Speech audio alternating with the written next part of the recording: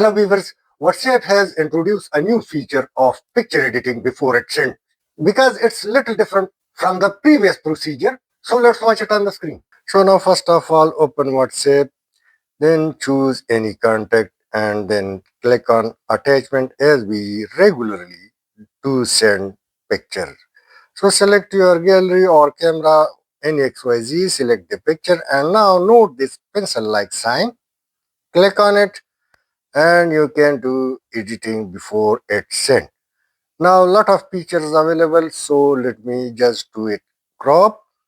It's simple and known to many people. So next is emojis and a lot of options available. So let me select this tune, paste it. You can do the placement anywhere you like. Click T and do write something like I write hello on this cake.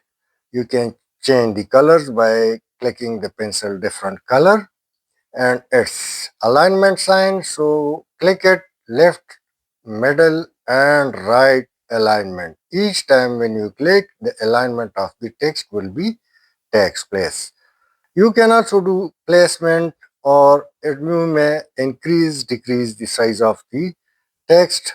Let's last add caption and through this you can add few sentences or few words along with tunes or others emojis XYZ.